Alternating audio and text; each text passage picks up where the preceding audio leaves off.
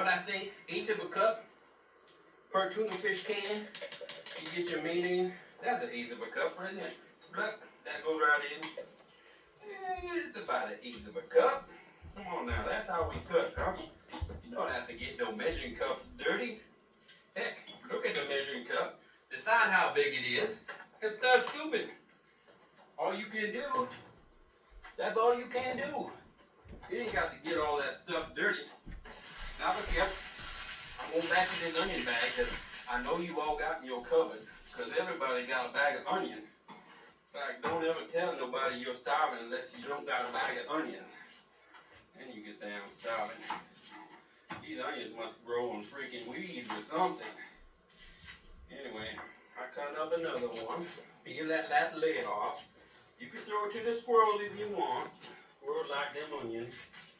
I don't particularly feed the squirrel out here because I don't think they taste good. I don't feed nothing that I ain't planning on eating, let me tell you. That's because people are starving in this world. It's true. Not me particularly, but people are starving, so why feed an animal if you ain't planning on eating that animal? What you doing with your money? Where did that money go to feeding an animal when you should be feeding people is what I'm saying. Anyway, I like pets too. Everybody loves pets.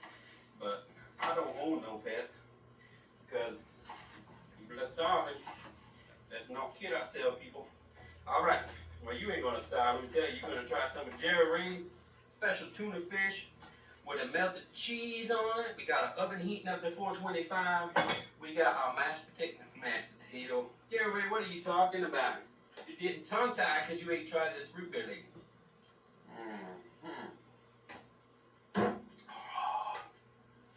That's good stuff. Now, I'm going to bring this up closer. Bernie's still snoring over here. Alright, here's what we did. We put a little of this pickle, onion. I'm stirring in the mayo. In with a tuna fish. But what do you think of this? Now, what do you think that tastes like? That tastes like pickled tuna, mayo, and onion. It ain't tasting like, I like salt and pepper on mine. That's what I like. I also like to use a little seasoned salt. I'm going in the cupboard. See if Bernie was hiding this one on me. And I don't think so. Seasoned salt. Look at that. I use it kind of liberally, you know. I like to use it as though I was having my last supper. I'm going to take the cover over this. Throw some seasoned salt on this. You can't go wrong with that seasoned salt. Let me tell you, down in the bayou, that's a little trick they always use. I got another season here. Just sprinkle it out. You got some season? Throw it in. A little bit of dill might make this thing pretty darn good anyway. So I stir this in. I get some of that pepper on there. You can make this real spicy. Throw in some jalapeno. You got some pickled jalapeno? Throw it in. Let me tell you. Now the next thing we need to do is grate up some cheese. Now I prefer to hand grate my cheese. Some people go along with one of those mixers. You can buy a mixer that'll grate up some cheese for you. And you can do a whole batch at once. Myself, I prefer the hand grating of the cheese. It's a little more dangerous to the knuckle, but it feels more natural. You know what I'm saying? It feels like, hey, if this cheese was made from milk, it came from a cow. What would a cow prefer that I use to grate up some of that cheese, huh? What would that cow prefer? That's about a hand grater, that's what I'm telling you. I think those cows would prefer that. Let me show you what I'm doing here. Now, come on now. Bernie, now zoom in on it.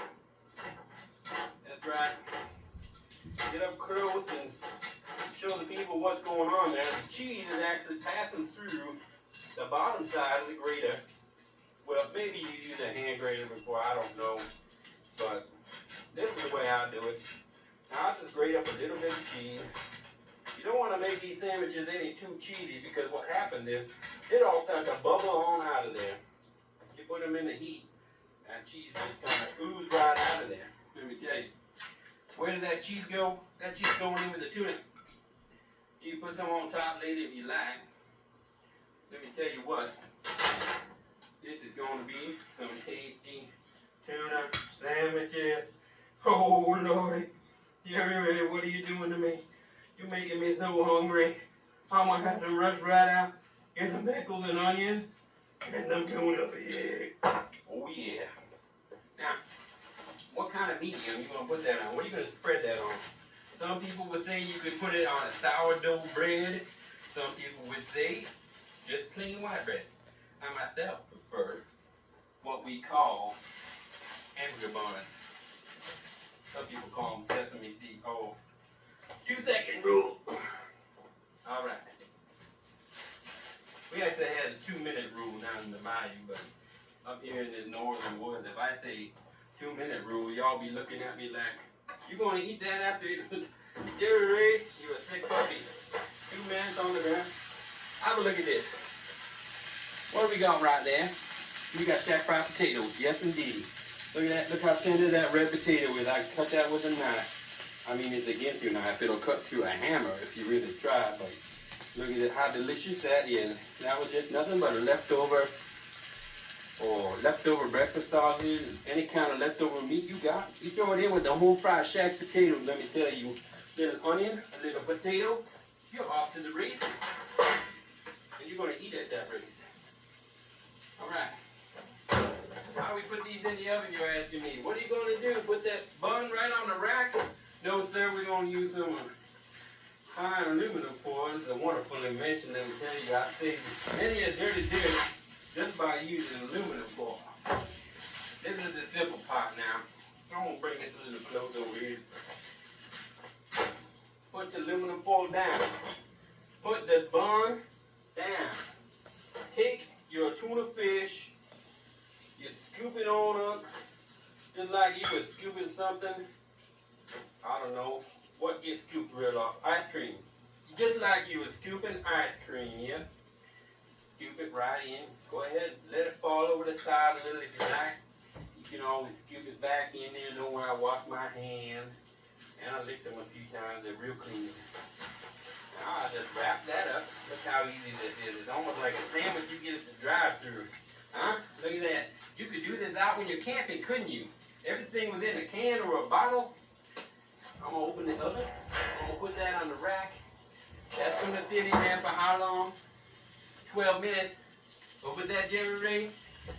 12 minutes. 1, 2. Easy as 1, 2, huh? What's easier than 1, 2? I can say 1, 2 in 4 languages. Pardon me, I'm drooling again. I'm looking forward to a delicious meal. Cook right here on Cooking with Gerry Ray. Stick around next time. We're going to cook up some delicious armadillo steaks for you. Y'all wonder, what on earth? How do you get a steak out of an armadillo?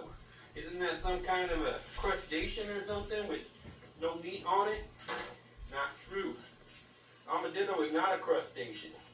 I know it does look like one with all the exoskeleton it has on the armature.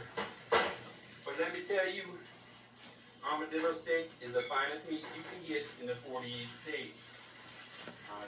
I fool you not. I almost swear. Can't say that on a family show. I fool you not. Armadillo steak. Give it a try. Pop that one on in there.